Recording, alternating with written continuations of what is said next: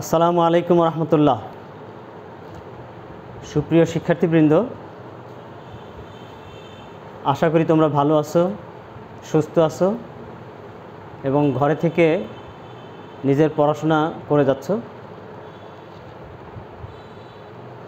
Manikganj Islamic Kamil মাদ্রাসার online ক্লাসে আমি তোমাদেরকে স্বাগত জানাচ্ছি। তোমরা জানো, বর্তমানে এই করোনা ভাইরাসের এই সময়ে প্রতিষ্ঠানে শিক্ষা দেওয়া, পাঠদান একেবারে বন্ধ। তোমরা ঘরে বসে এই কারণে লেখাপড়া করছো, আর আমরা এই কারণেই তোমাদেরকে এই অনলাইনে শিক্ষা দেওয়ার, পাঠদানের আমরা চেষ্টা করছি। আজকে আমি তোমাদেরকে ইসলামের ইতিহাস নবম শ্রেণীর ইসলামের ইতিহাসের একটা ক্লাস নিব। আমাদের আজকের পাঠের বিষয় হচ্ছে হুদায়বিয়ার সন্ধি। তোমরা সকলেই জানো যে হুদায়বিয়ার সন্ধি একটা গুরুত্বপূর্ণ বিষয়। এমনিতে ইসলামের ইতিহাস একটা গুরুত্বপূর্ণ একটা বিষয়। ইসলামকে জানতে হলে, বুঝতে হলে ইসলামের ইতিহাসকে বুঝতে হবে, আর ইসলামের ইতিহাসকে না বুঝলে ইসলাম বোঝা যাবে না। আর ইসলামের ইতিহাস বুঝলেই ইসলাম বোঝা যাবে, প্রিয় নবী মুহাম্মদ রাসূলুল্লাহ সাল্লাল্লাহু আলাইহি ওয়াসাল্লামের জীবনীকে বোঝা যাবে এবং এই দুনিয়ার জীবনের মধ্যে দিয়ে আখিরাতকেও কামাই করা সহজ হবে। সুপ্রিয় শিক্ষার্থীবৃন্দ, তোমরা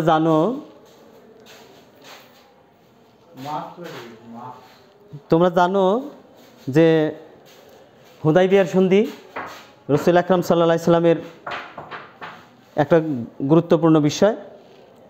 রাসূল আকরাম সাল্লাল্লাহু আলাইহি সাল্লাম মক্কা থেকে মদিনাতে যাওয়ার পর, তার মানে 622 খ্রিস্টাব্দে 24শে সেপ্টেম্বর রবিউল আউয়াল, 12ই রবিউল আউয়ালে তিনি হিজরত করেছিলেন মক্কা থেকে মদিনাতে। এই মদিনাতে যাওয়ার পরে বেশ কিছু ঘটনা ঘটেছে। বদরের যুদ্ধ 624 খ্রিস্টাব্দে, উহুদের যুদ্ধ 625 খ্রিস্টাব্দে, খন্দকের যুদ্ধ 627 খ্রিস্টাব্দে। ঠিক একই রকমভাবে অনেক রকমের গুরুত্বপূর্ণ ঘটনা, ঐতিহাসিক ঘটনা এর মধ্যে ঘটে গিয়েছে। তোমরা জানো যে রাসূল আকরাম সাল্লাল্লাহু আলাইহি ওয়াসাল্লাম মদিনাতে যাওয়ার পরে দীর্ঘ সময় তিনি তার নিজের জন্মভূমি মক্কায় তিনি যেতে পারেননি। মুসলমানরা কাবায় যেতে পারে নাই, নিজের ঘরবাড়ি এগুলোর খবর নিতে পারেন নাই। এমনিতেই তাদের মনে একটা কষ্ট ছিল, রাসূল আকরাম সাল্লাল্লাহু আলাইহি ওয়াসাল্লামের মনেও একটা কষ্ট ছিল। তোমাদের একথাও জানা আছে, তিনি যখন মক্কা থেকে হিজরত করে মদিনাতে আসেন তখন তিনি বারবার পেছনের দিকে তাকিয়েছেন, এই তার জন্মভূমি মক্কার দিকে তিনি তাকিয়েছেন। আর তিনি একথাও বলেছেন, আমি যদি তারা বের না করে দিত তাহলে আমি মক্কা থেকে যেতাম না, বের হতাম না। তার মানে এই যে মক্কা তার জন্মভূমি, এটা তার কাছে খুব প্রিয় ছিল, কিন্তু এই ইসলামের খাতিরে, কোরআনের খাতিরে এই মক্কা ছেড়ে মদিনাতে তাকে যেতে হয়েছে, একথা তোমরা জানো। অতএব আজকে হুদায়বিয়ার সন্ধি বুঝতে হলে আমাদেরকে ওই অতীত ইতিহাসও জানা থাকতে হবে। এই কারণে আমি সংক্ষেপে তোমাদেরকে এই কথাটা বলে নিলাম। তোমরা তোমাদের পাঠ্য বই যা আছে তার মধ্যে থেকে তোমরা তো জানতে পারবে, তোমাদের পাঠ্য বইতে খুব সংক্ষিপ্তভাবে এই সব ইতিহাসগুলো বর্ণনা করা হয়েছে। এই পাঠ্য বই থেকে সব কিছু বোঝা যাবে না। আমি তোমাদেরকে কথা বলে রাখি যে তোমাদেরকে ইসলামের ইতিহাস বুঝতে হলে তোমাদেরকে পাঠ্য বই তো পড়তেই হবে। এই পাঠ্য বইয়ের পাশাপাশি তোমাদেরকে অন্য যে ইসলামের ইতিহাস রয়েছে, এই ইতিহাসগুলোর মধ্য থেকে বিস্তারিত তোমাদেরকে পড়ে নিতে হবে, পাঠ করে নিতে হবে। এ কারণে আমি তোমাদেরকে বলবো, অন্যান্য সহায়ক বই হিসেবে তোমরা সিরাতে সরওয়ারে আলম, রাহিকুল মাকতুম, এরপরে হাসান মাহমুদের ইসলামের ইতিহাস, কেয়ালির ইসলামের ইতিহাস, এই জাতীয় যেই বইগুলো রয়েছে এগুলোকে তোমরা সংগ্রহ করবে এবং তোমরা তার থেকে এই ইতিহাসগুলো জানার চেষ্টা করবে। এ কথা এই কারণেই বলছি যে তোমাদের ক্লাসের যে বই, পাঠ্য বই, এখানে বিস্তারিত বর্ণনা করা নাই, সব কিছু বলা নাই, আর খুব সংক্ষিপ্তভাবে এখানে বলা হয়েছে। এই কারণেই তোমাদেরকে এই পাঠ্য বইয়ের পাশাপাশি এই সহায়ক বইগুলো তোমাদেরকে পড়ে এই সত্যিকারের ইতিহাস তোমাদেরকে জানতে হবে। সুপ্রিয় শিক্ষার্থীবৃন্দ, আমি তোমাদেরকে বলেছি যে হুদাইবিয়ার সন্ধি আজকে আমাদের পাঠের বিষয়। হুদাইবিয়ার সন্ধি কখন হয়েছিল? 628 খ্রিস্টাব্দে, তার মানে 628 খ্রিস্টাব্দে পহেলা জিলকদ মাসের প্রথম তারিখেই হুদাইবিয়ার সন্ধি সংগঠিত হয়েছিল। আমি তোমাদেরকে এই শুরুতেই বলে নিয়েছি যে হুদাইবিয়ার সন্ধি কখন হয়েছিল এবং কি কারণে হয়েছিল। এখান থেকে তোমাদেরকে সে কথাও ভালো করে মনে রাখতে হবে, বুঝতে হবে। আর প্রেক্ষাপটটা তো আমি আগেই বলছি যে রাসূল সাল্লাল্লাহু আলাইহি ওয়াসাল্লাম সহ সাহাবায়ে কেরামের মন খুব ব্যাকুল ছিল ওই জন্মভূমিতে যাওয়ার বিষয় নিয়ে, জন্মভূমির মায়াকে সামনে নিয়ে মনটা খুবই ব্যাকুল ছিল। আর দীর্ঘদিন কাবা থেকে দূরে, আল্লাহর ঘর থেকে বঞ্চিত, তপ থেকে বঞ্চিত, এ কারণেই তারা এমনিতেই মনের দিক থেকে খুবই চিন্তিত ছিলেন। কিন্তু এর মধ্যে কি হলো, রাসূল আকরাম সাল্লাল্লাহু আলাইহি সাল্লাম স্বপ্নে দেখলেন। নবীদের স্বপ্ন ছিল ওহী, নবীদের স্বপ্ন ছিল ওহী। তিনি স্বপ্ন দেখলেন যে তিনি কাবায় গিয়েছেন, তিনি তপ করছেন দীর্ঘদিন 6 বছর। এই মক্কা থেকে মদিনাতে যাওয়ার পর এই সময় থেকে শুরু করে দীর্ঘ 6 বছর এই কাবা ঘরে ইবাদত করা থেকে তিনি বঞ্চিত রয়েছেন, মাহরুম রয়েছেন। এই কারণে মনটা খুবই ব্যাকুল ছিল।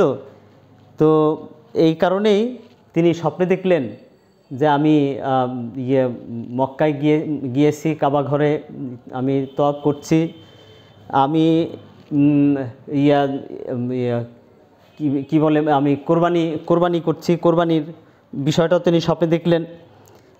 কাবা ঘরের চাবি তার দখলে এসেছে, এভাবে তিনি স্বপ্নে দেখলেন। সঙ্গে সাহাবায়ে কেরাম তারাও রয়েছেন, সাহাবায়ে কেরাম কেউ মুন্ডন করছেন, কেউ চুল ছাঁটাই করেছেন, এইভাবে স্বপ্নে দেখলেন। সাহাবায়ে কেরামকে তিনি যখন জানালেন যে তিনি স্বপ্নে দেখেছেন, আর সাহাবায়ে কেরাম তো আগের থেকেই ব্যাকুল ছিলেন, তারাও এই কথা শোনার পরে খুবই উৎসাহবোধ করলেন।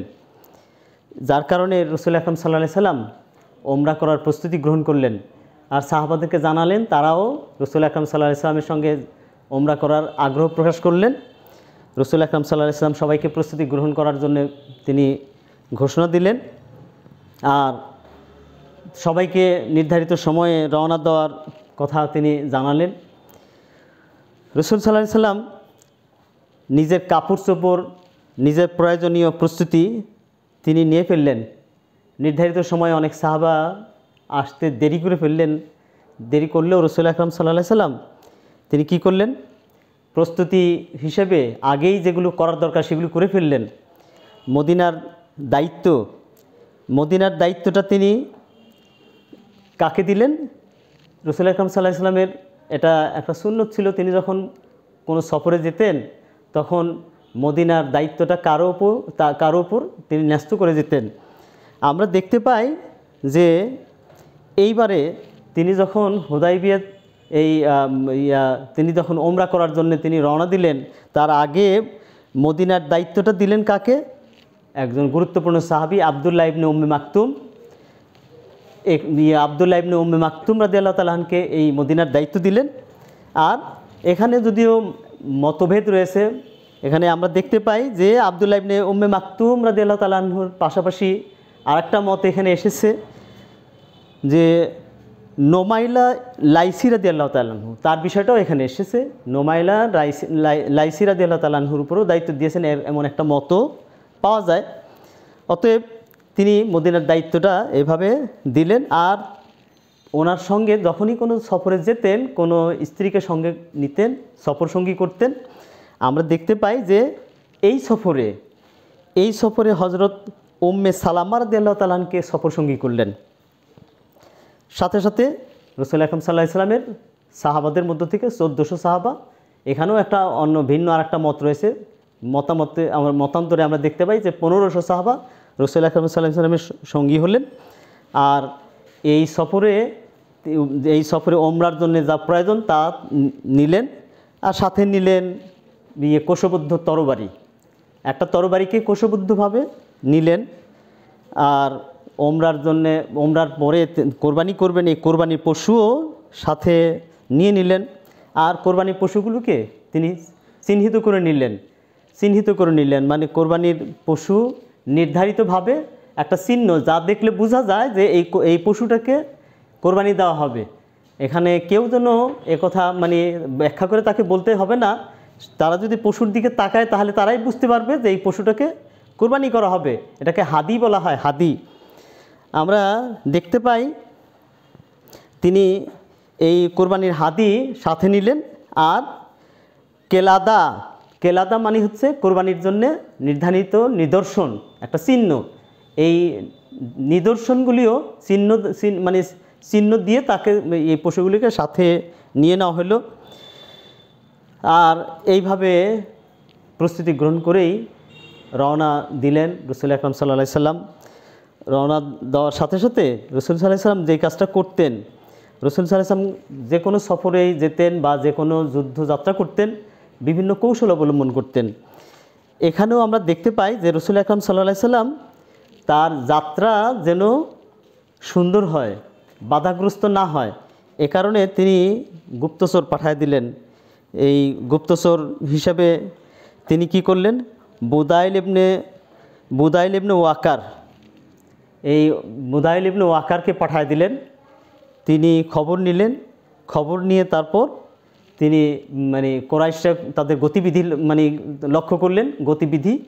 এই গতিবিধির মধ্যে তারা কোথায় কি করছে, মুসলমানদেরকে বাধা দেওয়ার চেষ্টা করছে কিনা, বা মুসলমানদের উপর আক্রমণ করার কোনো আছে কিনা, এই গতিবিধি লক্ষ্য করার জন্যেই রাসূল আকরাম সাল্লাল্লাহু আলাইহি সাল্লামকে রাসূল সাল্লাল্লাহু আলাইহি সাল্লাম এই গুপ্তচর পাঠিয়ে দিলেন। রাসূল আকরাম সাল্লাল্লাহু আলাইহি সাল্লাম এই গুপ্তচর মাধ্যমে বেশ কিছু খবরও পেয়ে গেলেন।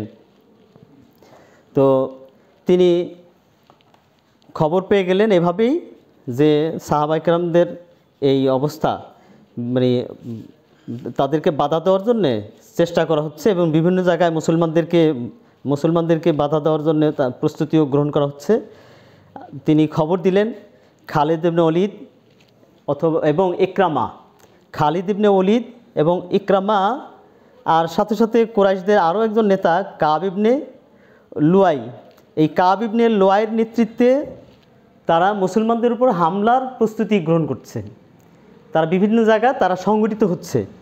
এইভাবে বিভিন্ন খবর রাসূল সাল্লাল্লাহু আলাইহি সাল্লাম পেলেন। পাশাপাশি এর মোকাবেলা কিভাবে করবেন, সঙ্গে সঙ্গে রাসূল সাল্লাল্লাহু আলাইহি সাল্লাম সাহাবাদেরকে ডেকে পরামর্শ চাইলেন। রাসূল সাল্লাল্লাহু আলাইহি সাল্লাম পরামর্শ চাইলে সাহাবাদের মধ্য থেকে পরামর্শ দিলেন হযরত আবু বকর রাদিয়াল্লাহু আনহু। আমরা জানি তিনি অত্যন্ত প্রবীণ এবং খুবই চিন্তাশীল লোক, তিনি অভিজ্ঞ। তিনি তার মত পেশ করলেন। আবু বকর রাদিয়াল্লাহু তাআলা বললেন, আল্লাহ এবং আল্লাহ রাসূলই ভালো জানেন। তিনি নিজের মতামতটা পেশ করলেন এমনভাবে, অত্যন্ত সুকৌশলে, যে আল্লাহ এবং আল্লাহ রাসূলই ভালো জানেন। নিজের উপরে তিনি নিয়ে নিতে পারতেন কথা, তিনি তা নিলেন না। তিনি বললেন আল্লাহ এবং আল্লাহ রাসূলই ভালো জানেন কিভাবে তাদেরকে মোকাবেলা হবে, কুরাইশদেরকে মোকাবেলা করা হবে। এইভাবে তার মত পেশ করতে গিয়ে তিনি বললেন আল্লাহ এবং আল্লাহ রাসূলই ভালো জানেন। তবে আমরা তো এখানে ওমরার উদ্দেশ্যে এসেছি, আমরা লড়াই করতে আসি নাই। আবু বকর রাদিয়াল্লাহু আনহুর কথা হলো যে আমরা তো ওমরার উদ্দেশ্যে এসেছি, আমরা লড়াই করতে আসি নাই। তাই আমাদেরকে কি করতে হবে, আমাদের এবং বাইতুল্লাহর মধ্যে যারা আমাদেরকে বাধার সৃষ্টি করবে, অন্তরায় হবে, আমরা তাদের সঙ্গে লড়াই করব, অন্যদের সঙ্গে আমরা লড়াই করব না। হযরত আবু বকর রাদিয়াল্লাহু আনহুর মতামত অত্যন্ত সুন্দর, যে আমরা সবার সঙ্গে ঢালাওভাবে আমরা লড়াই করব না, বরং আমরা লড়াই তাদের সঙ্গে করব যারা বাইতুল্লাহর মধ্যে এবং আমাদের মধ্যে অন্তরায় সৃষ্টি করবে, আল্লাহর ইবাদতের মধ্যে এবং আমাদের মধ্যে অন্তরায় সৃষ্টি করবে, আমরা তাদের সঙ্গে লড়াই করব। আবু বকর রাদিয়াল্লাহু আনহুর এই মতটা রাসূল আকরাম সাল্লাল্লাহু আলাইহি ওয়াসাল্লাম পছন্দ করলেন। তিনি বললেন ঠিক আছে, তিনি এই মতটাকে গ্রহণ করলেন এবং এভাবেই তিনি যুদ্ধে যাত্রা করলেন। কাফেররা বিভিন্ন জায়গাতে বাধার সৃষ্টি করলো। আমরা ইতিহাসে দেখতে পাই যে এই খালিদ ইবনে ওলীদ, ইকরামা এরা বিভিন্ন রকমভাবেই তারা চেষ্টা করেছে। এই আহাবিস গোত্র যেগুলি আছে এদেরকে এড়িয়ে চলে মানে যতদূর যাওয়া যায় রাসূল সাল্লাল্লাহু আলাইহি ওয়াসাল্লাম সেভাবে যেতে চাইলেন, কিন্তু খালিদ ইবনে ওলীদ জিতুয়া নামক জায়গায় 200 সৈন্যসহ বাধা দিল। রাসূল সাল্লাল্লাহু আলাইহি ওয়াসাল্লাম সেখানে অবস্থান নিলেন। সেখানে তিনি অবস্থান নিয়ে জোহরের নামাজ আদায় করলেন। জোহরের নামাজ তিনি জামাতে আদায় করলেন সাহাবাদের সঙ্গে। খালিদ ইবনে ওলীদ যখন দেখলো যে মুসলমানরা জোহরের নামাজ আদায় করলো, কিন্তু তখন তার মাথায় এই কথা আসে নাই যে এই জোহরের নামাজ যখন আদায় করলো মুসলমানরা, তখন আমরা বাধা দিতে পারতাম, তখন তাদের উপর আক্রমণ করতে পারতাম। পরে সেই জিনিসটা বুঝতে পারলো যে আমাদের একটা ভুল হয়ে গেছে, আমরা এই নামাজের সময় তাদের উপর আমরা এই বাধা আমাদের দেওয়া উচিত ছিল, কিন্তু আমরা সেই বাধা দিলাম না, এটা একটা ভুল হয়ে গেছে। অতএব অপেক্ষা করি, আমরা আসরের সময় এই হামলাটা তাদের উপর করব। রাসূল সাল্লাল্লাহু আলাইহি ওয়াসাল্লাম এই খালিদ ইবনে ওলীদের এই চিন্তাটা জেনে ফেললেন, কারণ আল্লাহ রসুল আল্লাহ রাব্বুল আলামিন আল্লাহ রসুলকে এই কথাটা জানায় দিলেন। অতএব খালিদ ইবনে ওলীদ যেন হামলা করে তারা যেন মুসলমানদের ক্ষতি করে না ফেলতে পারে, এই কারণে আল্লাহ রাব্বুল আলামিন এই মুসলমানদেরকে খালিদ ইবনে ওলীদের এই বাহিনী এবং তার হাত থেকে তিনি রক্ষা করার জন্য তিনি কি করলেন, এই সময় একটা আহকাম, একটা বিধান আমরা দেখতে পাই আল্লাহ তাআলা নাজিল করলেন, যেটাকে সলাতুল খৌফ বলা হয়। সলাতুল খৌফ, এই যে সলাতুল খৌফের বিধান আমরা এখান থেকেই পেলাম। আল্লাহ রাব্বুল আলামিন সলাতুল খৌফের বিধান দিয়ে দিলেন। আর সেখানে আসরের সময় সলাতুল খৌফ অর্থাৎ আল্লাহর দেওয়া বিধান, যুদ্ধকালীন বা ভয়কালীন সময়ে কিভাবে সলাত আদায় করতে হবে, সেখানে কি আমরা নিরাপদ হয়ে সলাত আদায় করব না অনিরাপদ থেকে আমরা সলাত আদায় করব, এইভাবে আল্লাহ রাব্বুল আলামিন একটা বিধান, সলাতের একটা বিধান যুদ্ধকালীন সময়ে সেই বিধান নাজিল করলেন। এই যে আমরা তখন থেকে সলাতুল খৌফের এই বিধান আমরা পেলাম।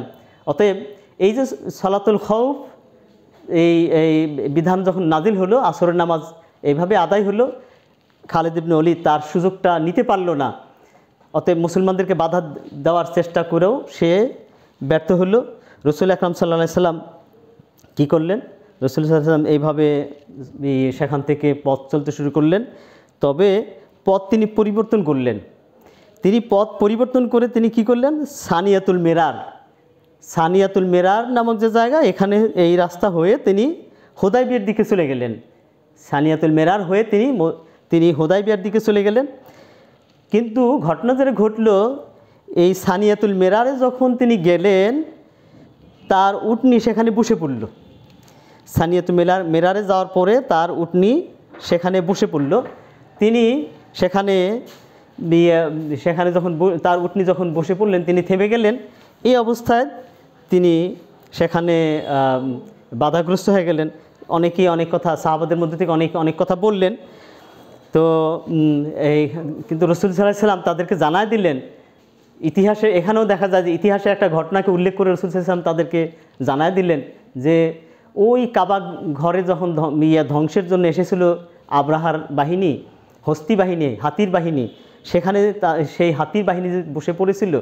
রাসূল সাল্লাল্লাহু আলাইহি ওয়াসাল্লাম বললেন যে হাতির বাহিনী যার নির্দেশে বসে পড়েছিল, ঠিক তারই নির্দেশে আজকে এই উটনি বসে পড়েছে। অতএব সাহাবায়ে কেরাম তখন বুঝলেন যে আল্লাহর নির্দেশে উটনি বসে পড়েছে। রাসূল সাল্লাল্লাহু আলাইহি ওয়াসাল্লাম উটনিকে লক্ষ্য করে বললেন যে কুরাইশদের পক্ষ থেকে যেই প্রস্তাবগুলো আসে, তাদের মধ্য থেকে এমন কোনো প্রস্তাব আমরা গ্রহণ করব না যেই প্রস্তাব আমাদের স্বার্থবিরোধী হবে, এমন কোনো প্রস্তাব আমরা গ্রহণ করব না।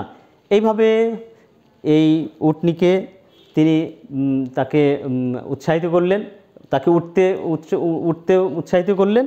উটনি উঠে পড়ল এবং পথ চলতে শুরু করল। এরপর দেখা গেল যে পথ চলতে চলতে হুদায়বিয়া নামক জায়গাতে চলে গেলেন সেখানে অবস্থান নিলেন এবং এই হুদাইবিয়া নামক জায়গাতে যাওয়ার পরে সেখানে শিবির স্থাপন করলেন। সেখানে সাহাবায়ে কেরাম তারা তাদের বিভিন্ন প্রয়োজন মেটালেন। তাদের এই সফর ক্লান্ত অবস্থায় তাদের প্রয়োজন ছিল পানির।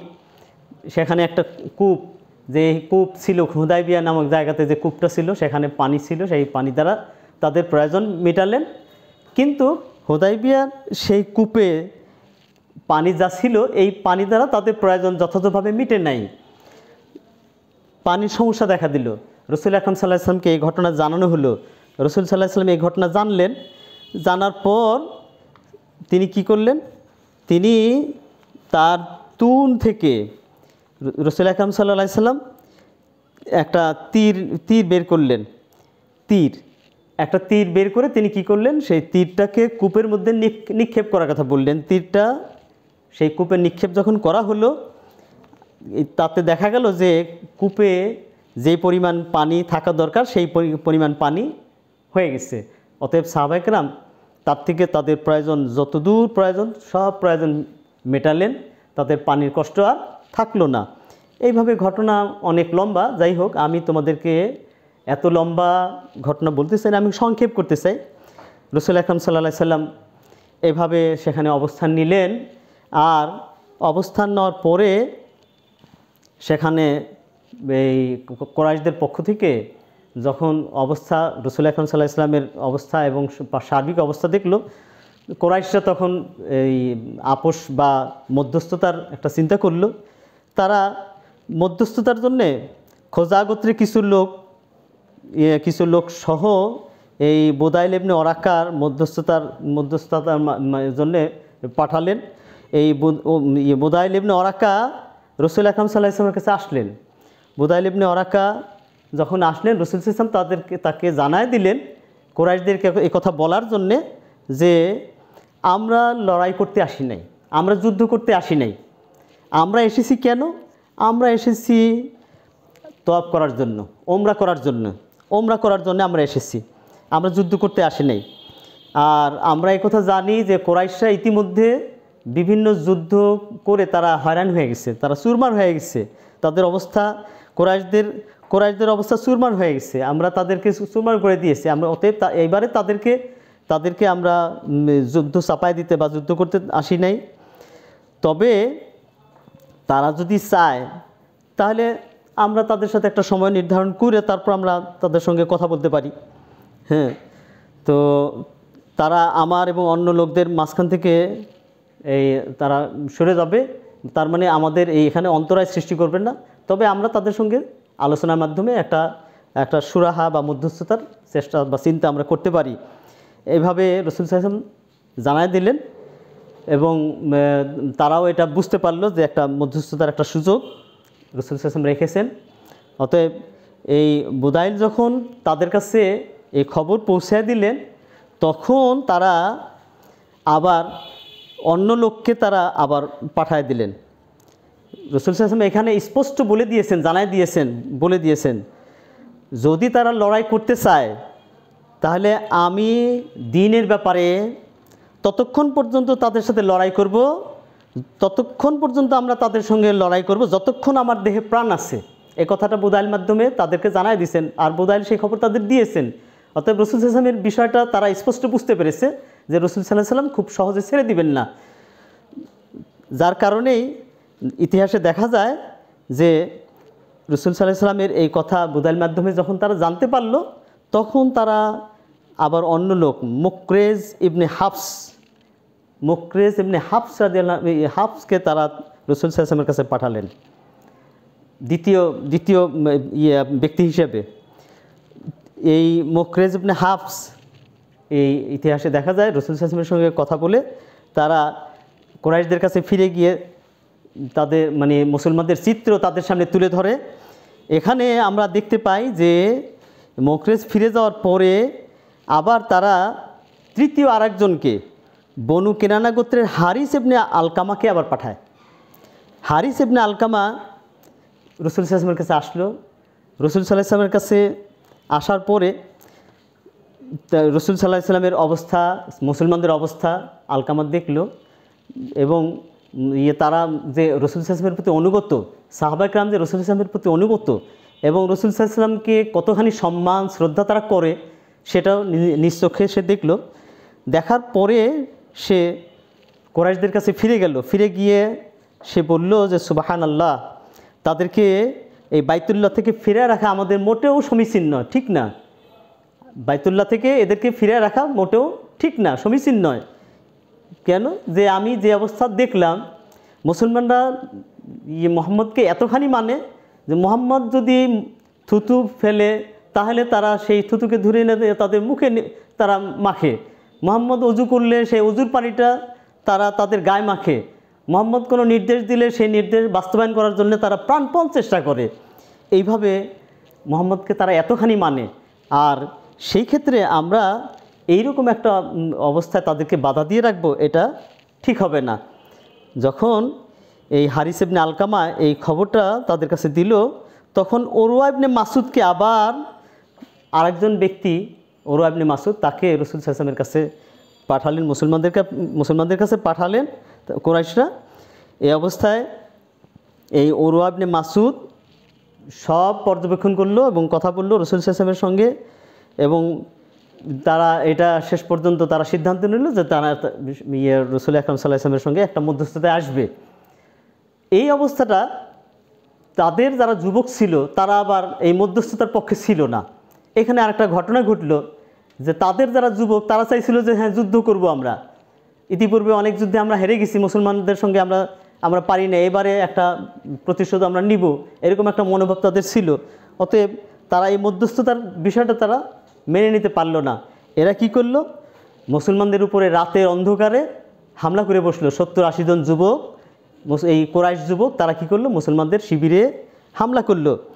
আর এতে এই হামলা করে তারা কোনো সুবিধা করতে পারলো না, বরং কি ঘটনা যেটা ঘটলো সেটা হচ্ছে যে মুসলমানরা তো নির্বিঘ্নে ঘুমায় না, কোনো শিবিরে তারা ঘুমায় না, বরং একটা শৃঙ্খলার মধ্য দিয়ে, একটা নিয়মের মধ্য দিয়েই সবসময় চলেছে। এইবারেও তাই করেছে। এখানে এই সেনা কমান্ডার ছিলেন এই মাসলামা, এই হজরতে মাসলামা রাদিয়াল্লাহু আনহু। তিনি কি করলেন? তিনি পাহারারত অবস্থায় ছিলেন। এই 70 বা 80 জন যুবককে তিনি গ্রেপ্তার করে ফেললেন। আর এই গ্রেপ্তার করার পরে তাদেরকে রাসূল সাল্লাল্লাহু আলাইহি ওয়াসাল্লামের সামনে নিয়ে আসলেন। কিন্তু রাসূল সাল্লাল্লাহু আলাইহি ওয়াসাল্লাম তাদেরকে যে প্রতিশোধপ্রবণ হয়ে কিছু একটা করা, সেটা তিনি করলেন না, বরং তিনি কি করলেন? তাদেরকে ক্ষমা করে দিলেন আর তাদেরকে মুক্ত করে দিলেন। এইভাবে তিনি এই যুবকদেরকে ছেড়ে দিলেন। আর এরপরে তিনি কি করলেন?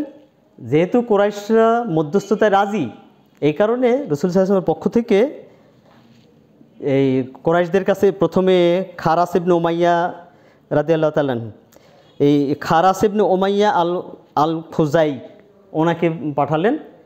এরপরে হযরত ওসমান রাদিয়াল্লাহু আনহুকে পাঠালেন নিজে মুসলমানদের পক্ষ থেকে দূত হিসেবে। ওনারা গেলেন, কিন্তু ঘটনা যেটা ঘটল যে হযরত ওসমান রাদিয়াল্লাহু আনহু মুসলমানদের শিবিরে ফিরে আসতে সময় লাগলো, অনেক সময় পার হয়ে গেল। ইতিমধ্যে যে একটা গুজব, এই গুজব ছড়ায় গেল যে কুরাইশরা মুসলমানদের পক্ষ থেকে পাঠানো দূত হযরত ওসমান রাদিয়াল্লাহু আনহুকে তারা হত্যা করেছে। হযরত ওসমান রাদিয়াল্লাহু আনহুকে যখন হত্যার কথা মুসলমান শিবিরে পৌঁছলো, তখন মুসলমানরা খুবই উত্তেজিত হয়ে উঠলেন এবং তারা রাসূল সাল্লাল্লাহু আলাইহি ওয়াসাল্লামের হাতে হাত রেখে তারা শপথ গ্রহণ করলেন ওসমান রাদিয়াল্লাহু আনহুকে হত্যার প্রতিশোধ নেওয়ার জন্য। হযরত ওসমান রাদিয়াল্লাহু আনহুকে হত্যা করেছে এবং তার প্রতিশোধ নিতে হবে, এই প্রতিশোধ নেওয়ার জন্যই তারা একটা শপথ গ্রহণ করলেন। এই শপথকে বলা হয় বায়াতে রিদওয়ান। ইতিহাসে আমরা যে বায়াতে রিদওয়ানের কথা জানতে পারি, ইতিহাসে এই শপথ সেটাই হচ্ছে বায়াতে রিদওয়ান, যেটাকে সন্তুষ্টি, বাংলাতে আমরা বলবো সন্তুষ্টির বায়াত। কোরআনে কারিমে সূরা ফাতাহ এর 18 নম্বর আয়াতের মধ্যে আল্লাহ রাব্বুল আলামিন উল্লেখ করেছেন। এইসব ইতিহাস কোরআনে সুন্দরভাবে বর্ণনা করা আছে। তো এই অথবা বায়াতুস সাজারাও বলা হয়, একটা গাছের নিচে বসে রাসূল সাল্লাল্লাহু আলাইহি ওয়াসাল্লাম সাহাবাদের এই শপথ গ্রহণ করেছিলেন। আর এই কারণে এই বায়াতুস সাজারাও বলা হয়। তো আমরা এটাকে দেখতে পাই কোরআনে কারিমে ফাতহুম মুবিন হিসাবে বলা হয়েছে এই শপথকে, এই শপথ এটা অতএব এই যে রসুল আকরাম, সরি এটা সব আমরা ফাতুহ মুবিন সম্পর্কে পরে আসতেছি। এই যে শপথটা গ্রহণ করলেন, এটাকে একটা গুরুত্বপূর্ণ একটা বিষয়, শপথ গ্রহণ করা। আর বায়াতে রিদওয়ান বলা হয়, এটাকে বলা হয় বায়াতে রিদওয়ান। তোমাদের মনে থাকবে, তোমরা মনে রাখবে এটাকে কি বলা হয়, তোমরা বলো বায়াতে রিদওয়ান। এই তো তোমরা বুঝতে পেরেছো, বায়াতে রিদওয়ান। যাই হোক, যখন মুসলমানরা শপথ গ্রহণ করেছেন, কথা কুরাইশ পক্ষে যখন জানতে পারল যে মুসলমানরা হযরত ওসমানকে হত্যার প্রতিশোধ নিবে, এইভাবে তারা এই মর্মে তারা শপথ গ্রহণ করেছে। অতএব তারা এই অবস্থাটা অনুধাবন করতে পারলো যে মুসলমানরা সহজে ছেড়ে দেওয়ার নয়, খুব দুর্বল নয়। এই কারণে তারা হযরত ওসমান রাদিয়াল্লাহু আনহুকে ছেড়ে দিলেন। ওসমান রাদিয়াল্লাহু আনহুকে ছেড়ে দেওয়ার পর ওসমান রাদিয়াল্লাহু আনহু আসলেন এবং ফিরে আসার পরে উভয় পক্ষ একসঙ্গে মিলে একটা মধ্যস্থতায় আসলেন। কিছু শর্ত দিয়ে তারা, মানে এই শর্ত দিয়ে একটা সন্ধি করলেন। ইতিহাসে এই সন্ধি হচ্ছে হুদাইবিয়ার সন্ধি। এই যে হুদাইবিয়া নামক জায়গাতে এই সন্ধিটা হয়েছিল বিধায় এই সন্ধিটাকে বলা হয় হুদাইবিয়ার সন্ধি। তোমাদের মনে রাখা দরকার, এই সন্ধিটাকেই বলা হয় হুদাইবিয়ার সন্ধি। এই মুসলমানদের এই দৃঢ় শপথে শঙ্কিত হয়েই তারা এই শপথ, মানে এই সন্ধি করতে তারা রাজি হয়েছিল। ওসমান রাদিয়াল্লাহু আনহুকে ছেড়ে দিছে। তারা যে সন্ধির প্রস্তাবটা দিয়ে পাঠিয়েছিল কাকে, এই সময় তারা সোহাইল বিন আমরকে এই সন্ধির প্রস্তাবটা দিয়ে পাঠাইছিল। এটাও তোমাদের মনে রাখা দরকার। সোহাইল বিন আমরই এসে তারপর মুসলমানদের অর্থাৎ রাসূল সাল্লাল্লাহু আলাইহি ওয়াসাল্লামকে জানায় দিলেন এই সন্ধির কথা। তারপরেই সন্ধি হলো কিছু শর্ত দিয়ে। আর সেই শর্তগুলি কি কি, তোমাদের সংক্ষেপে আমি কিছু শর্তের কথা বলতে চাই। এখানে আমরা দেখতে পাই যে শর্তগুলি দেওয়া হয়েছে তোমাদের বইয়ের 60 পৃষ্ঠায়। তোমরা দেখতে পারবে যে বইয়ের 60 পৃষ্ঠায় সংক্ষিপ্তভাবে 10টা শর্ত এখানে দেওয়া আছে, কিন্তু শর্ত আরও বেশি ছিল। আর শর্তের মধ্যেই বলা হয়েছে যে মুসলমানরা এবছর হজ করতে পারবে না, এবছর তারা মদিনায় ফিরে যাবে। আর আগামী বছর তারা হজ করতে পারবে। আগামী বছর যখন আসবে তখন তারা কি করবে, তারা আগামী বছর তারা 3 দিনের জন্য আসতে পারবে, তারা হজ করতে পারবে এবং 3 দিনের জন্য 3 দিন তারা থাকতে পারবে। 3 দিন, এই 3 দিন যখন থাকতে পারবে তখন তারা কি করবে, যদি মুসলমানগণ ইচ্ছা করে তাহলে 3 দিনের জন্য পরের বছর, তার মানে ওই আগামী বছর, এখানে পরের বছরের কথা যেটা বলা হয়েছে সেটা হচ্ছে আগামী বছর তারা হজ করার উদ্দেশ্যে আসতে পারবে। মুসলমানদের অবস্থানকালে কুরাইশগণ মক্কা নগরী ছেড়ে অন্যত্র আশ্রয় নেবে। তারা মানে নগরীর ভিতরে তারা থাকতে পারবে না, রাত্রিবেলার শহরের বাইরে গিয়ে তাদেরকে থাকতে হবে। আর যখন আসবে তখন তারা কোনো তরবারি অস্ত্রশস্ত্র সঙ্গে নিয়ে আসতে পারবে না, তবে নিজের নিরাপত্তার জন্য একটা তরবারি আনতে পারবে যেটা কোষবদ্ধভাবে থাকতে হবে। এইভাবে একটা আত্মরক্ষার জন্য কোষবদ্ধ তরবারি সঙ্গে আনবে। আর তারা যেটা শর্ত ছিল তার মধ্যে ছিল যে হজের সময় মুসলমানদের জানমালের নিরাপত্তা বিধান করা হবে। আর মক্কার বণিকগণ নির্বিঘ্নে মদিনার পথ ধরে সিরিয়া, মিশর প্রভৃতি দেশে বাণিজ্য করতে পারবে। চুক্তির মেয়াদের সময় জনগণের পূর্ণ নিরাপত্তা দেওয়া হবে। চুক্তি যতদিন থাকবে 10 বছর পর্যন্ত কোনো যুদ্ধবিগ্রহ হবে না। এই যে যুদ্ধবিগ্রহ হবে না, এই মর্মে একটা সিদ্ধান্ত আসলো, একটা শর্ত থাকলো, 10 বছর কোনো উভয় পক্ষ কোনো যুদ্ধবিগ্রহ করবে না। আর এই সময় জনগণের পূর্ণ নিরাপত্তা দেওয়া হবে, একজন আরেকজনের ক্ষতি করবে না, কোনো প্রকার লুটতরাজ, একজন আরেকজনের কোনো সম্পদ লুট করবে না। আরবের কোনো গোত্রের লোক মুহাম্মদ সাল্লাল্লাহু আলাইহি ওয়াসাল্লামের অথবা কুরাইশদের সঙ্গে সন্ধি সূত্রে আবদ্ধ হইতে পারবে। যে কোনো গোত্র মুহাম্মদ সাল্লাল্লাহু আলাইহি ওয়াসাল্লাম তথা মুহাম্মদ সাল্লাল্লাহু আলাইহি ওয়াসাল্লামের সঙ্গে তারা সন্ধি করতে পারবে। কোনো মক্কাবাসী মদিনায় আশ্রয় গ্রহণ করলে কুরাইশরা চাইলে মদিনার মুসলমানগণ তাকে ফেরত দিবে। পক্ষান্তরে কোনো মুসলিম যদি মদিনা থেকে মক্কায় আশ্রয় নেয় তাহলে তারা ফিরিয়ে দিতে বাধ্য থাকবে না। মক্কার কোনো নাবালক বা ছোট মানুষ, ছেলে হোক বা মেয়ে হোক, নাবালক অভিভাবকের অনুমতি ছাড়া যদি মুসলমানদের দলে যোগদান করে তাহলে সেইটা যোগদান করতে পারবে না। পক্ষান্তরে কোনো মুসলিম যদি করে, যদি কোনো নাবালক যদি যোগদান করে তাহলে তাকে ফেরত দিতে হবে। আর এই সন্ধির শর্ত যেগুলি থাকবে উভয় পক্ষ এই সন্ধির শর্তগুলি মেনে চলবে। এইভাবে কিছু সন্ধি শর্ত দিয়ে তারপর একটা চুক্তি হলো। সাহাবা একরাম এটাকে প্রথমত মেনে নিতে চেয়েছিলেন না, কারণ এই আপাত দৃষ্টিতে দেখা যায় যে মানে মুসলমানদের একটা দুর্বলতা থেকে গেল, আমরা দুর্বল, আমরা তারা যে শর্তগুলি দিল এগুলো মেনে নিলাম। কিন্তু আল্লাহ রাসূল সাল্লাল্লাহু আলাইহি ওয়াসাল্লাম দেখলেন যে না, এটা তো একটা মানে সুন্দর একটা চুক্তি। আর যেটাকে ফাতহুম মুবিন বলা হয়েছে, ফাতহুম মুবিন সুস্পষ্ট বিজয়। তার মানে এতদিন তাদের সঙ্গে যে সম্পর্কটা ছিল সেই সম্পর্ক শিথিল হয়ে আসার একটা সম্ভাবনা, কোরআন প্রচার, ইসলাম প্রচারের একটা সম্ভাবনা দেখা দিচ্ছে। অতএব এটা ফাতহুম মুবিন। আমরা মানে তারা যে এখন যুদ্ধ করতে করতে ঘায়েল হয়ে গেছে, দুর্বল হয়ে পড়ছে, এই কথা বোঝা যাচ্ছে। অতএব এই সন্ধির এই আপাত দৃষ্টিতে এই শর্তগুলো যদিও মুসলমানদের স্বার্থে বিরোধী মনে হচ্ছে, কিন্তু আসলে এটা মুসলমানদের পক্ষেই ছিল। এই কারণে কোরআনে এই সন্ধিটাকে ফাতহুম মুবিন হিসেবে বলা হয়েছে। সুপ্রিয় শিক্ষার্থীবৃন্দ, তোমরা বুঝতে পেরেছো সন্ধির শর্তগুলি। ইতিহাস থেকে তোমরা বাকি শর্তগুলি তোমরা জেনে নিবে। এবারে খুব সংক্ষেপে আমি হুদায়বিয়ার যে তাৎপর্য বা গুরুত্ব এর উপর কয়েকটা দিক তোমাদেরকে উল্লেখ করে আমি আমার কথা শেষ করতে চাই। তোমরা জানো যে এই সন্ধির গুরুত্ব ছিল অত্যধিক। কাফেরদের সঙ্গে কোরাইশদের সঙ্গে যে একটা যুদ্ধ অবস্থা ছিল, এই যে দীর্ঘমেয়াদী একটা যুদ্ধ অবস্থা, এই দীর্ঘমেয়াদী যুদ্ধ অবস্থার অবসান ঘটলো এই সন্ধির মাধ্যমে। এই দীর্ঘমেয়াদী যুদ্ধ অবস্থার যে অবসান এই সন্ধির মাধ্যমেই সেটা অবসানটা ঘটলো। অতএব এটা তো মুসলমানদের একটা প্লাস পয়েন্ট। মুসলমানরা এই সুযোগে ইসলাম প্রচার, মানে দিন প্রচার, বিভিন্নভাবে মানে মানুষের কাছে দাওয়াত পৌঁছানো, এই সুযোগটা পাবে। আর রাসূল আকরাম সাল্লাল্লাহু আলাইহি ওয়াসাল্লাম করেছেনও তাই। আমরা দেখতে পাই যে এই সময় রাসূল সাল্লাল্লাহু আলাইহি ওয়াসাল্লাম বিভিন্ন জায়গাতে, বিভিন্ন মানে দেশে রাসূল সাল্লাল্লাহু আলাইহি ওয়াসাল্লাম এই দাওয়াত দিয়ে তারপর সেই সুযোগটা নিয়েছেন, দাওয়াত দিয়েছেন। অতএব এই যে দীর্ঘমেয়াদী যুদ্ধাবস্থার একটা অবসান হয়েছে, এটা একটা গুরুত্বপূর্ণ দিক। আর এটা মহাবিজয়, বিরাট বিজয়। কোরআনে যে কথা বলা হয়েছে ফাতহুম মুবিন, এটা একটা বিরাট বিজয় ছিল মুসলমানদের জন্যে। এই যে বিরাট যে বিজয় ছিল, এটা আমরা দেখতে পাই যে ঐতিহাসিক যারা ইতিহাসবিদ তারা পর্যন্ত এটাকে অ্যাপ্রিসিয়েট করেছেন। ঐতিহাসিক জহুরির একটা বর্ণনা আমি তোমাদের সামনে পেশ করতে চাই। ঐতিহাসিক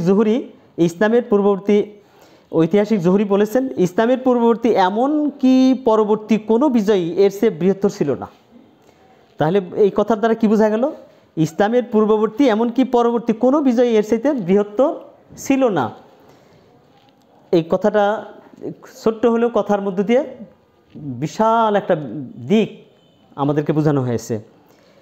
এনসাইক্লোপিডিয়ার লেখক উনি বলছেন যে আপাত দৃষ্টিতে মনে হলো যে মুহাম্মদ সাল্লাল্লাহু আলাইহি সাল্লাম লজ্জাজনকভাবে পশ্চাৎপদ করেছিলেন, কিন্তু শীঘ্রই প্রতিবাদ হলো যে সুবিধাগুলো মুহাম্মদ সাল্লাল্লাহু আলাইহি সাল্লামের পক্ষেই ছিল। বাস্তবে কি এই সন্ধি এটা ছিল কৌশলপূর্ণ পশ্চাৎপদ, কিন্তু রণচাতুর্যতামূলক। তাহলে এই কথার দ্বারা আমরা বুঝতে পারলাম যে এটা আসলে একটা মহাবিজয় ছিল ইসলামের জন্য, মুসলমানদের জন্য। 3 নাম্বার যেটা, সেটা হচ্ছে যে আত্মবিশ্বাস বৃদ্ধি। আত্মবিশ্বাস, সাহাবা ইকরামের আত্মবিশ্বাস, মুসলমানদের একটা আত্মবিশ্বাস বেড়ে গেল। মুসলমানরা বুঝতে পারলো যে না, ইসলাম একটা আসলেই বিজয় শক্তি, ইসলামকে দমায় রাখা যাবে না। এইভাবে তাদের আত্মবিশ্বাস আরও বেড়ে গেল। 4 নম্বরে যেটা আমরা দেখতে পাই, রাষ্ট্র হিসাবে ইসলামের স্বীকৃতি লাভ। রাষ্ট্র হিসাবে ইসলামের স্বীকৃতি লাভ। ইসলাম যে একটা বিজয়ী শক্তি, এই ইসলাম বিজয়ী শক্তি হিসেবে এই মুসলমানদের কাছে তো এটা স্পষ্ট হলোই, আর বাইরের শক্তি, কোরাইশ শক্তি, সকলের কাছে এটা স্পষ্ট হলো যে না, ইসলাম একটা বিজয়ী শক্তি। এই সন্ধির দ্বারা সমগ্র আরবের দৃষ্টিতে মদিনা রাষ্ট্র মক্কা রাষ্ট্রের সমপর্যায়ে উন্নীত হলো। তাহলে বোঝা গেল যে এই চুক্তির মধ্য দিয়ে কুরাইশরা সর্বপ্রথম মদিনার ইসলামী রাষ্ট্রকে একটা সার্বভৌম রাষ্ট্র এবং মুহাম্মদ সাল্লাল্লাহু আলাইহি ওয়াসাল্লামকে এর যে অবিসংবাদিত নেতা, এই অবিসংবাদিত নেতা হিসেবে তারা স্বীকৃতি দিতে বাধ্য হলো। এরপরে 5 নাম্বার যেটা গুরুত্ব, সেটা হচ্ছে যে ধর্ম হিসাবে ইসলামের সাফল্য। এতদিন অন্য ধর্ম, এই ধর্ম, সেই ধর্ম, অনেক অন্য ধর্মের কথা আলোচিত হতো। এখন ইসলাম যে একটা ধর্ম, ইসলাম যে একটা একটা একটা জীবন ব্যবস্থার নাম, এই জীবন ব্যবস্থার কথাটা স্পষ্ট হলো। তো আমরা দেখতে পেলাম যে এইভাবে গুরুত্ব, কতখানি গুরুত্ব, এই সন্ধির গুরুত্ব রয়েছে। আর সবশেষে আমি যেটা বলতে চাই সেটা হচ্ছে যে শ্রেষ্ঠ বীরদের ইসলাম গ্রহণ। এই সন্ধির ফলে কুরাইশদের যে সমস্ত নেতৃবৃন্দ ছিল, এই নেতৃবৃন্দ যারা এতদিন পর্যন্ত মুসলমানদের বিরোধিতা করে আসছে, মুসলমানদের ওপরে অস্ত্র ধারণ করেছে, মুসলমানদের রক্ত ঝরিয়েছে, এই সমস্ত কুরাইশদের নেতা, হ্যাঁ, এই নেতৃবৃন্দ তারা ইসলামে দীক্ষিত হলো, ইসলামে ফিরে আসলো। আমরা এখানে দেখতে পাই যে এই সন্ধির পরেই হযরত খালিদ ইবনে ওলীদ, এই যে মহাবীর হযরত খালিদ ইবনে ওলীদ, এই খালিদ ইবনে ওলীদ এবং আমর ইবনুল আস, খালিদ ইবনে ওলীদ এবং আমর ইবনুল আসের মতো গুরুত্বপূর্ণ কুরাইশ নেতারা ইসলাম গ্রহণ করে। এই প্রসঙ্গে ঐতিহাসিক ইবনে হিশাম বলেছেন, হযরত মুহাম্মদ সাল্লাল্লাহু আলাইহি ওয়াসাল্লাম যেখানে 1400 সাহাবা নিয়ে হুদায়বিয়ায় গমন করেছিলেন, 2 বছর পর মক্কা বিজয়ের সময় 10,000 সাহাবা নিয়ে তিনি মক্কা অভিযান করেছেন। তাহলে ওনার কথায় আমরা এই কথা স্পষ্টত বুঝতে পারলাম যে কতখানি গুরুত্বপূর্ণ ছিল। তার মানে খুব দ্রুততম সময়ের মধ্যে ইসলামের প্রসার ঘটে, ইসলাম প্রসার লাভ করে, চতুর্দিকে ছড়ায় পড়ে। আর এই সন্ধির পরেই রাসূল আকরাম সাল্লাল্লাহু আলাইহি সাল্লাম বিভিন্ন দেশে দেশে তিনি ইসলামের দাওয়াত দিয়ে লোক পাঠালেন, বিভিন্ন জায়গায় লোক মাধ্যমে এই দাওয়াতকে ছড়িয়ে দিলেন। আমরা দেখতে পাই হযরত দাহিয়া ইবনে খলিফা কালবি রাদিয়াল্লাহু তাআলা, ওনাকে রোমের সম্রাট হেরাক্লিয়াসের কাছে পাঠানো হলো। আবদুল্লাহ ইবনে হুযায়ফা রাদিয়াল্লাহু আনহুকে ইরানের সম্রাট কিসরার কাছে পাঠানো হলো। আমর ইবনে উমাইয়া জামরি রাদিয়াল্লাহু আনহু, ওনাকে আবিসিনিয়ার সম্রাট নাজ্জাশির কাছে পাঠানো হলো। এইভাবে সাহাবাদের মধ্য থেকে গুরুত্বপূর্ণ সাহাবাদেরকে বিভিন্ন রাষ্ট্রপ্রধানের কাছে পাঠানো হলো রাসূল সাল্লাল্লাহু আলাইহি ওয়াসাল্লামের চিঠি দিয়ে। আর এর মাধ্যমে দেখা গেল অনেক রাষ্ট্রপ্রধান কেউ ইসলাম গ্রহণ করলেন, কেউ ইসলাম গ্রহণ না করলেও ইসলামের পক্ষে, ইসলামের জন্য দুর্বল হলেন ইসলামের দিকে। আবার কেউ বা ইসলামের দূতকে অপমান, হত্যা, এমন ঘটনা ঘটলো। এইভাবে একটা ইসলামের যে দাওয়াত, এই দাওয়াতটা সম্প্রসারিত হলো এই হুদায়বিয়া সন্ধির মাধ্যমে। অতএব প্রিয় শিক্ষার্থীবৃন্দ, তোমরা এর দ্বারা বুঝতেই পারছো যে হুদায়বিয়ার সন্ধি কতখানি গুরুত্বপূর্ণ ছিল। তোমাদের এই জন্যই আমি বলছি যে তোমাদের পাঠের নিজের যে পাঠ্য বই, এই পাঠ্য বই থেকে ঘটনা তোমরা তো জানতে পারবেই, পাশাপাশি এই সমস্ত বইয়ের কথা আমি বলেছি, এই বইগুলো তোমরা যদি পড়ো, সিরাতে সরওয়ার আলম, রাহিকুল মাকতুম, সিরাতে হিশাম, এরপরে হাসান মাহমুদের ইসলামের ইতিহাস, কে আলীর ইসলামের ইতিহাস, এই জাতীয় বই থেকে তোমরা এই ঘটনাগুলো বিস্তারিত জানতে পারবে। সুপ্রিয় শিক্ষার্থীবৃন্দ, এখন আমি তোমাদেরকে এই কিছু বাড়ির কাজের দিক নির্দেশনা দিয়ে আমি আমার কথা শেষ করতে চাই। এখানে তোমরা জানো যে বিষয়টা খুব গুরুত্বপূর্ণ এবং এখানে কতগুলো প্রশ্ন আছে এবং এই প্রশ্নগুলো তোমরা তোমাদের বই থেকে জেনে নেবে। আর আমি যে তোমাদেরকে বললাম এখান থেকেও অনেক প্রশ্নের উত্তর তোমরা পাবে। এর মধ্যে মদিনার যে সনদ, এই মদিনার সনদের মধ্যে শর্ত বা ধারা, এটা কতগুলি শর্ত ছিল। তোমরা জানো যে এখানে এই ইবনে হিশামের ইতিহাস থেকে আমরা জেনেছি যে 47টা ধারা ছিল এখানে। মদিনা সনদের প্রণেতা কে? মদিনা সনদের প্রণেতা হচ্ছেন মুহাম্মদ রাসূলুল্লাহ সাল্লাল্লাহু আলাইহি সাল্লাম। তার মদিনা সনদ কত সালে প্রণীত হয় এটা তোমাদেরকে বলেছি। হুদায়বিয়ার সন্ধি কখন স্বাক্ষরিত হয় তোমাদেরকে আমি যদি বলেছি আগেই, তোমাদের মনে থাকার কথা, 628 খ্রিস্টাব্দে। এরপর সনদের লেখক কে ছিল? এই সনদটা কার দ্বারা লেখা, কার হাতে লিখিত হয়েছে? সনদের লেখক ছিলেন হযরত আলী রাদিয়াল্লাহু আনহু। সনদের লেখক ছিলেন হযরত আলী রাদিয়াল্লাহু আনহু। এরপরে মদিনার সনদ ছিল বিশ্বের ইতিহাসে প্রথম লিখিত সংবিধান। এই কথাটা ব্যাখ্যা করো, এই যদি প্রশ্ন আসে তাহলে তোমরা ব্যাখ্যা করে বলতে পারবে, কারণ তোমরা তো গুরুত্ব বুঝতে পেরেছো। এর আগে ইতিপূর্বে এরকম কোনো সংবিধান, এইরকম একটা চুক্তি, এই সনদ কখনোই এরকম লিখিত এরকম হয় নাই, ইতিহাসে এরকম দেখা যায় নাই। এটাই একটা গুরুত্বপূর্ণ একটা এই সংবিধান ছিল। অর্থাৎ ব্যাখ্যা করে তোমরা তোমার মতো সুন্দর করে বলে দিতে পারবে। তারপর মহানবী সাল্লাল্লাহু আলাইহি ওয়াসাল্লাম কেন সনদের প্রয়োজনীয়তা অনুভব করেন, কেন? তাহলে সামনের দিকে সুন্দর মতো পথ চলার জন্য এই সনদের প্রয়োজন ছিল। ওদের মুখ বন্ধ করার, ওদের কার্যক্রম বন্ধ করার জন্য এই সনদের গুরুত্ব খুবই ছিল, প্রয়োজন খুবই ছিল। হুদায়বিয়া যুদ্ধের পটভূমি ব্যাখ্যা করো। হুদায়বিয়া যুদ্ধের পটভূমি ব্যাখ্যা করো। এই যে প্রশ্নগুলি, এই প্রশ্নগুলি তোমরা শিখে নিবে। আশা করি তোমরা বুঝতে পেরেছো। সুপ্রিয় শিক্ষার্থীবৃন্দ, আমি এত সময় পর্যন্ত তোমাদেরকে এই হুদায়বিয়ার সন্ধি কি, কেন, কখন হয়েছে, কি কি মানে শর্ত ছিল, এই এবং এর গুরুত্ব কি, এই কথাটুকু তোমাদেরকে বোঝানোর চেষ্টা করেছি। আশা করি তোমরা বুঝতে পেরেছো। তারপরে যদি তোমরা বুঝতে না পারো তাহলে তোমাদের যে কোনো প্রশ্ন, যে কোনো সমস্যা তোমরা হোয়াটসঅ্যাপের মাধ্যমে বা অন্য কোনোভাবে গ্রুপে তোমরা যদি প্রশ্ন করো বা আমার কাছে জানতে চাও, তাহলে ইনশাআল্লাহ সে উত্তর আমি তোমাদেরকে বোঝানোর দিতে চেষ্টা করব ইনশাআল্লাহ। আর আজকে আমি আর সামনে না এগিয়ে আমি এখানেই শেষ করতে চাই। আগামীতে অন্য কোনো বিষয় নিয়ে তোমাদের সঙ্গে সামনে আবার আসবো, দেখা হবে ইনশাআল্লাহ। আজকে এখানেই শেষ করছি ইনশাআল্লাহ। আগামীতে আবার দেখা হবে এই প্রত্যাশা ব্যক্ত করে শেষ করছি। আল্লাহ রাব্বুল আলামিন আমাদের এই প্রত্যাশা কবুল করুন। আমিন। ওয়া মা তৌফিক ইল্লা বিল্লাহ। আসসালামু আলাইকুম রহমতুল্লাহ।